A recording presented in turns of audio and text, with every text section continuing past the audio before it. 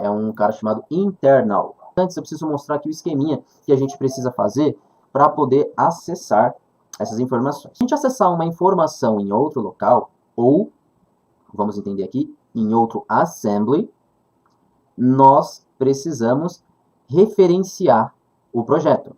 Como está na mesma solução, o Visual Studio deixa isso bem mais fácil. Por exemplo, aqui, ó, esse cara aqui, tá vendo? Ele é o assembly modificadores. Esse projeto aqui, ele é o assembly classes. Para eu acessar uma informação que está no outro cara, porque eu criei aqui uma classe específica, onde ele vai me dar só informações de classes. Em projetos, nós costumamos chamar, por exemplo, uma camada model, vamos dizer, uma camada específica para realizar alguma coisa. Então eu tenho lá, vamos dizer que você está trabalhando num sistema, criei um algoritmo bem difícil. E aí você vai trabalhar em outro projeto. E aí você vai fazer a mesma coisa e você fala, mas eu já fiz esse trabalho aí. Como é que eu posso ganhar tempo? Cara, pensa assim, você resolveu vários problemas, você já criou algoritmos fantásticos, que você fala, pô, nos novos projetos eu vou fazer a mesma coisa, só vou referenciar eles. Tá? Então, basicamente, aqui a gente consegue fazer isso. Então, imagina que aqui eu tenha informações nas quais eu quero acessar. Uma informação não acessa a outra até que eu crie referência de um projeto para o outro. Eu tirei para poder mostrar como é que é fazendo isso. Isso aqui são todos os projetos que a gente tem na solução. Eu estou falando, não, eu só quero o da classe só. E aí eu dou OK. Quando eu faço isso, uma referência é criada. E aí a gente consegue fazer essa visualização aqui no gerenciador de soluções, né, no Solution Explorer. E aí está o nome do projeto. Vocês sabem, os nossos projetos não estão padronizados, com o nome bonitinho, porque eles estão apontando para a nossa necessidade, para o nosso assunto do qual a gente está falando aqui no curso. Tá bom? Então agora os modificadores têm aqui as nossas referências. E agora se... tem mais uma coisa interessante. Vejam que aqui nós temos uma estrutura. Temos o namespace classes, e aí nós temos a classe interna. Nós temos outras classes também. Tem acessando classe 1 e derivando classe 1. Tá? Tudo isso eu estou falando para quando a gente vir aqui agora no nosso projeto que está sendo executado. Imagina que você está trabalhando, você fala, eu quero este cara aqui, porque esse aqui eu trabalho com matemática, esse aqui eu trabalho com imagens, e aí você vai adicionando bibliotecas, adicionando assemblies na realidade, né? No nosso caso. Mais o exemplo do interno, como é que funciona? Depois dito isso, né?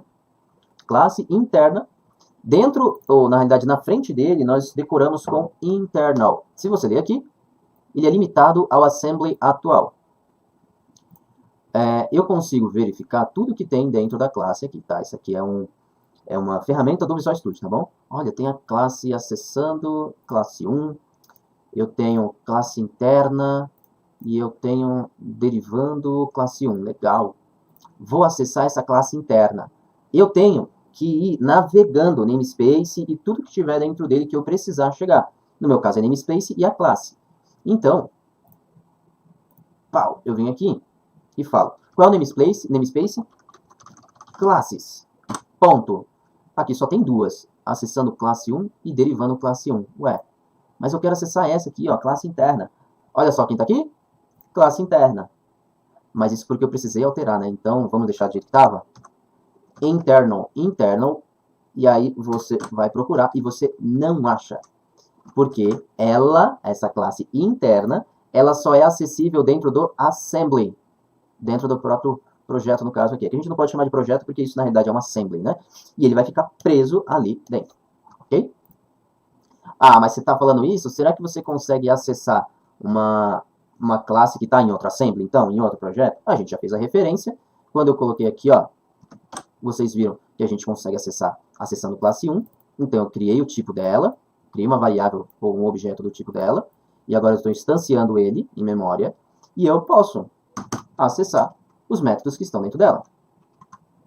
Aí, o que está faltando? Aqui é que eu não fiz nada, né? Então, vou colocar assim, ó, como é uma propriedade que tem dentro dela, nós vamos receber ou falar que ela é igual a alguma coisa. Por exemplo, eu vou falar o que é esse tipo int. Então é 10. O acesso a ela é ok. Tá aqui, ó. Só que aqui dentro, nós temos também um cara protegido interno, protected internal. Vamos dar uma olhadinha nesse cara? Não vamos. Não vamos porque ele é protegido e ainda é internal. Ele só vai ser executado dentro do assembly e pior, de quem derivar ele. Como assim? Como ele é protected, você precisa herdar ele para depois poder utilizar. Neste caso, vamos dar uma olhadinha nesse cara aqui, ó, derivando classe 1. Esse derivando classe 1, o nome que eu chamei aqui, só para falar, olha, tá derivando da classe 1. Na verdade não é da, porque na realidade está aqui, ó, de quem ele está derivando, ou de quem ele está herdando. E aqui dentro eu consigo dar um public int, meu valor, chamei de meu valor. Olha só o que ele está executando. Aquele cara que ele é protegido internamente. Tá? Então, basicamente, é a mesma coisa do protect, esse exemplo.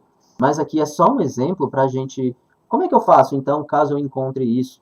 Porque talvez você esteja se perguntando, cara, quando é que eu vou colocar isso na minha vida? Eu não vou usar essas coisas. Para mim vai ser tudo público e eu vou programar. É bem provável que seja assim. Tá? Mas quando você estiver trabalhando numa equipe, quando você estiver trabalhando numa empresa que tem padrões e tal, é bom pelo menos você entender e saber como funciona o C# nesses níveis de acessibilidade. Tá?